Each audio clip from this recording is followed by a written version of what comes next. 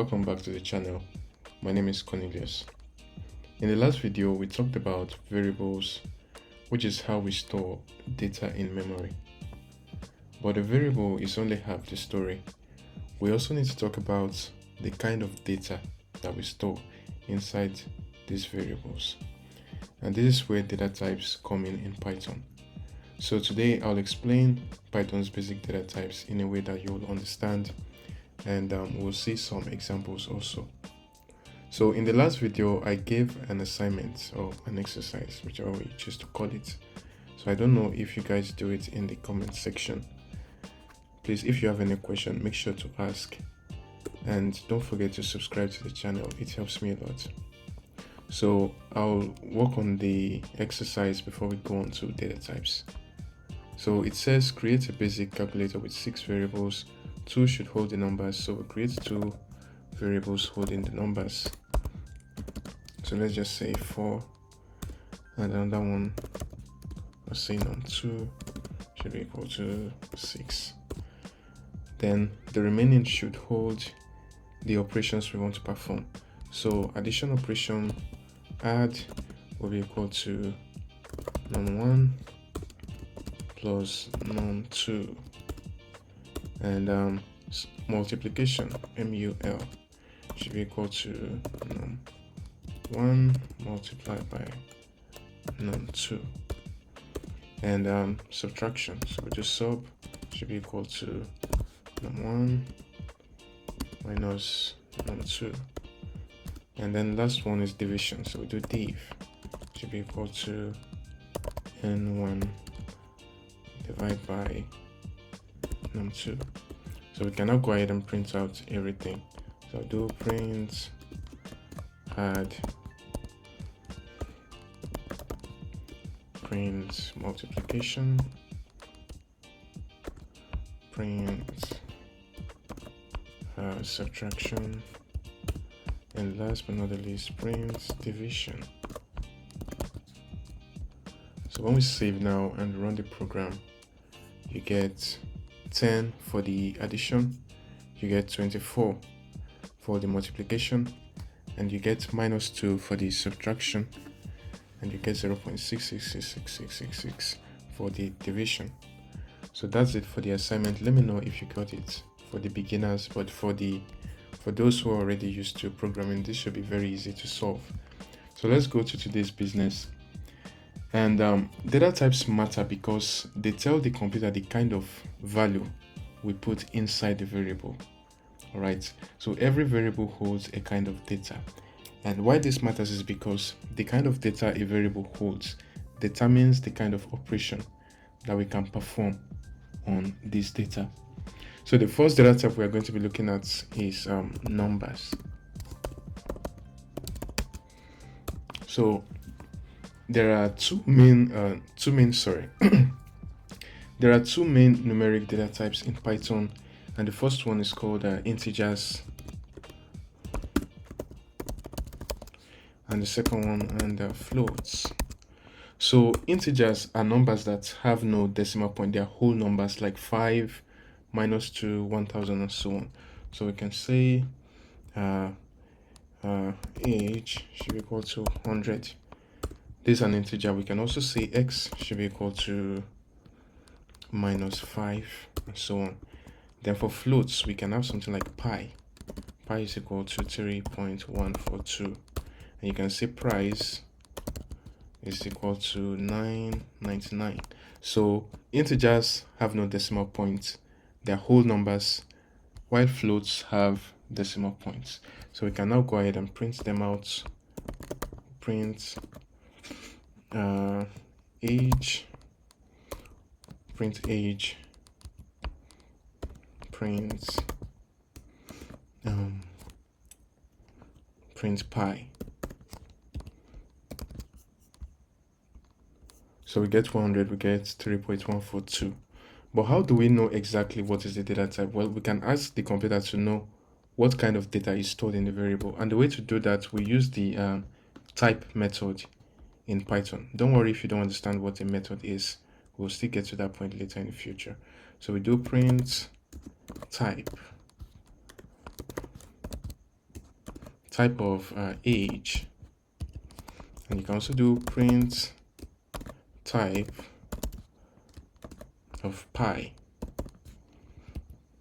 So when we save and run the program now, you get integer, you get floats.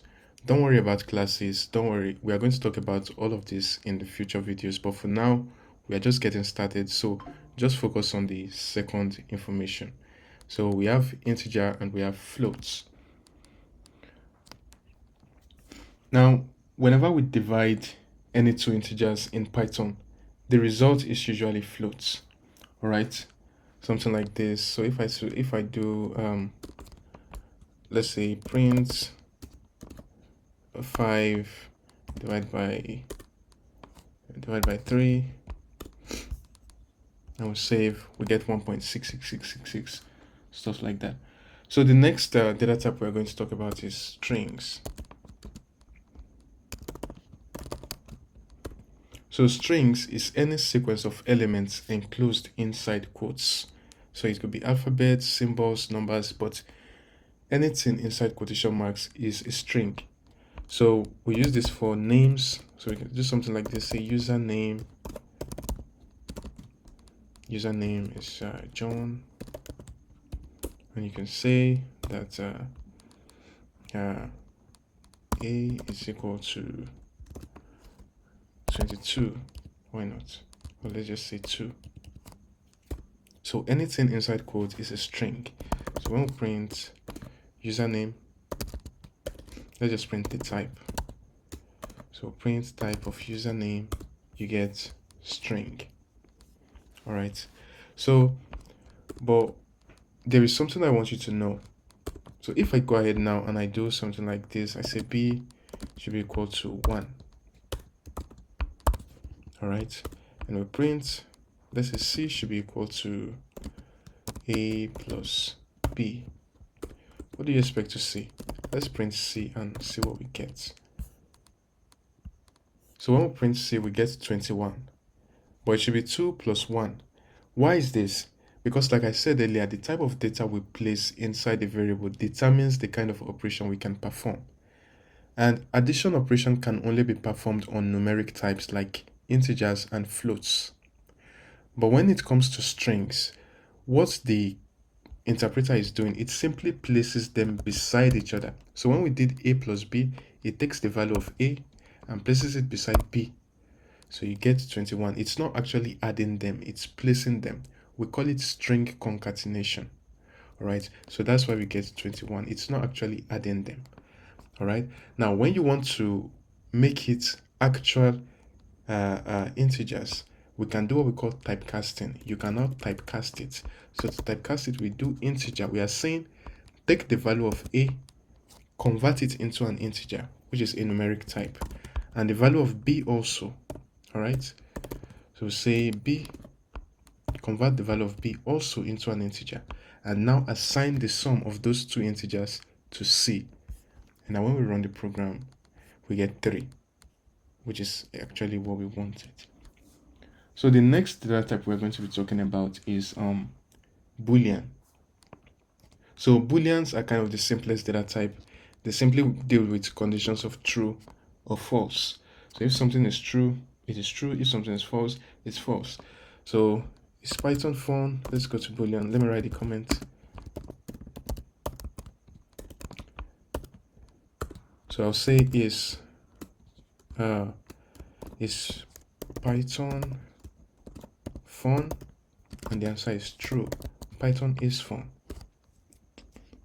So when we print this, you can see is Python fun is true, right? But you can think that, oh, this is boring. Well, we can also use it to do something that is more intuitive. So we can say is 5 greater than or less than 2. All right, and what do you expect? The answer is false. 5 is not less than 2. And we can also check another one. Is 5 greater than 4? And we expect the answer to be true, as expected. So the next data type we're going to be talking about, we are just going to scratch them on the surface this time around. I'll go deep into them later in future videos. They are called collections. This first four we've talked about, well, three that we've talked about, numbers, strings, and Boolean.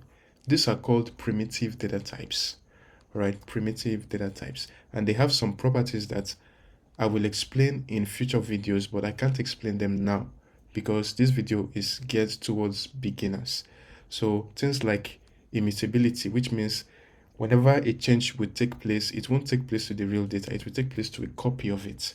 So all those things we follow later in the future. But let's talk about some collection types in this video. So I'll go collections. And for collections, the first collection and most popular collection used is called lists. And for people who already have programming experience, list is essentially array in other programming languages. So collections allow us to store multiple data together as a group.